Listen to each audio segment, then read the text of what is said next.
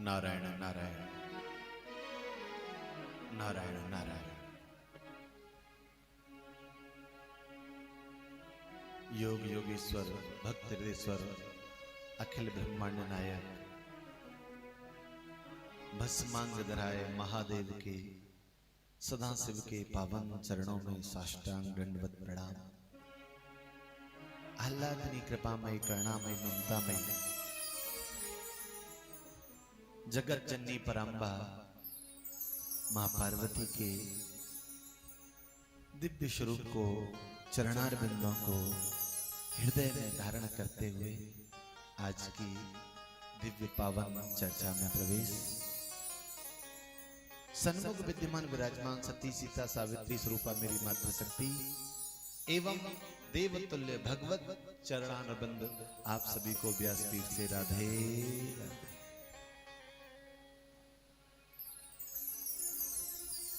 बंधुवर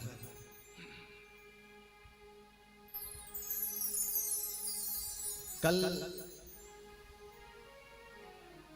सदाशिव की दिव्य लीलाओं को श्रवण किया, जिसमें प्रधानतः कार्तिक और श्री गणेश भगवान का पावन चरित्र रहा।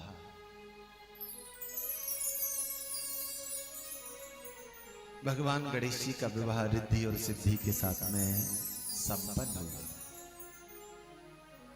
दो संतानें हुई जिनका नाम क्षेम और लाभ रहा। क्षेम को ही शुभ कहा जाता है। इन दोनों का भी विवाह हुआ। तुष्टि और पुष्टि इनकी दोनों की पत्नी रही और इनके भी एक एक संतान रही, आरोग्य और प्रमोद। यह भगवान का दिव्य स्वरूप रहा। यह गणेश जी का परिवार रहा। स्वामी कार्तिकेय ने जीवन पर्यंत विवाह नहीं किया। जब मल्लिकार्जुन भगवान के दिव्य चरित्र को हम श्रवण करेंगे तो ज्ञात होगा कि सदाशिव कहां पुत्र के लिए गए और वहीं के होकर के रह गए।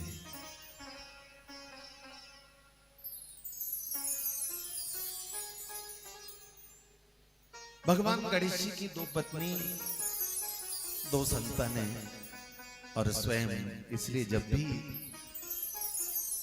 हम गणेश जी को भोग आदि लगाते हैं ना तो कम से कम 5 मोदक रखते हैं। मोदक प्रियवद मंगल दाता।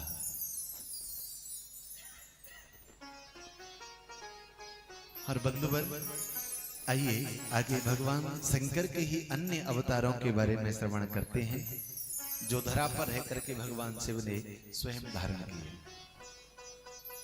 बोले विश्वनाथ भगवान की। एक समय महाराज अत्रि और देवी अनसुईया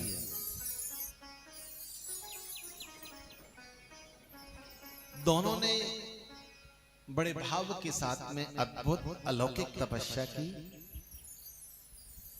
और तपस्या में भावना थी कि जो सृष्टि का संचालन करते हैं, जिनके माध्यम से सृष्टि चलती है, वह देवता हमें आकर के दर्शन दे।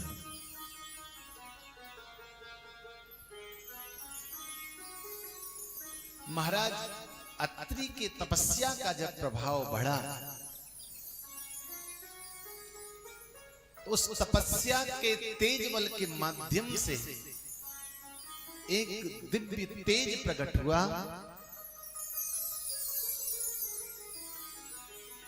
जिसका तेज, जिसकी उष्मा इस प्रकार प्रबल होने लगी, इस प्रकार बढ़ने लगी कि संपूर्ण धरा को ऐसे लगने लगा कि महाराज सबको जल करके भस्म हो जाए।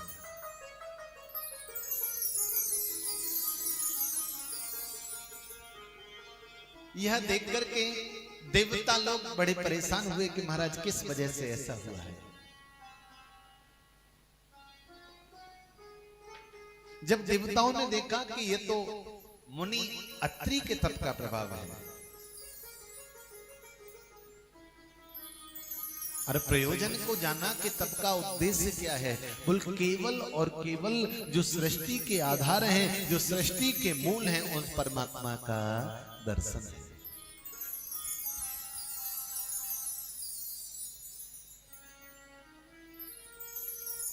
इंद्रादि देवता महाराज दौड़े दौड़े ब्रह्मलोक में गए। ब्रह्मदेव देखिए बहुत सारी सृष्टि का नाश हो जाएगा, संहार हो जाएगा, कोई बच नहीं पाएगा। क्या हुआ? बोल महाराज इस समय धरातल पर महाराज अत्रि जो तपस्या कर रहे हैं, उनका जो तेज पुंज है वह इतना दिव्य हो गया है कि साधारण मनुष्य के लिए उस तेज।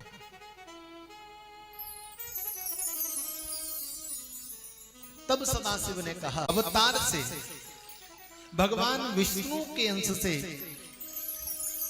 श्री दत्तात्रेय जी महाराज का प्रादुर्भाव हुआ,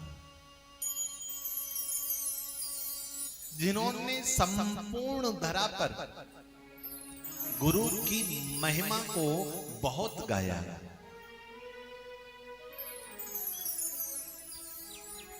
श्रीमद् भागवत जी में जब राजा यदु के साथ में उनका संवाद होता है और महाराज यदु पूछते जीवन को जीने वाला दुखी हूं, परेशान हूं, बेचैन हूं, लेकिन आप जंगल में रहते हैं, आपके पास न खाने की व्यवस्था है, न पहनने की व्यवस्था है, न सोने की कोई व्यवस्था है, लेकिन मुझसे ज्यादा प्रसन्न आप दिख रहे हैं, इसका कारण क्या है? गुरु दत्तात्रेय कहते हैं राजन, मूलतः जिसमें तुम प्रसन्नता को खोज रहे हो, उस आपके राज्य में, उस आपके वैभव में, उस आपके यश में वह संपन्नता नहीं है, वह प्रसन्नता नहीं है। ये प्रसन्नता तो मेरे अपने मन की है। और जिस दिन मन में यह बैठ जाए कि जो है वो पर्याप्त है, भगवत कृपा से जो मिला है उम्मीद से अधिक मिला है, उसी समय जीवन में आपके प्रसन्नता का आगमन हो जाए। राजन फर्क इतना है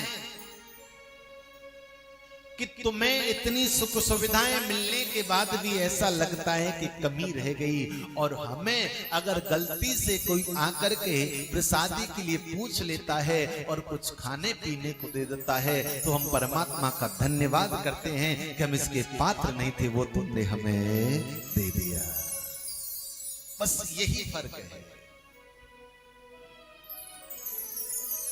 इसलिए मैं निश्चिंत रहता हूं, मेरे मन में कोई शंका नहीं, और जीवन में निरंतर सीखता हूं।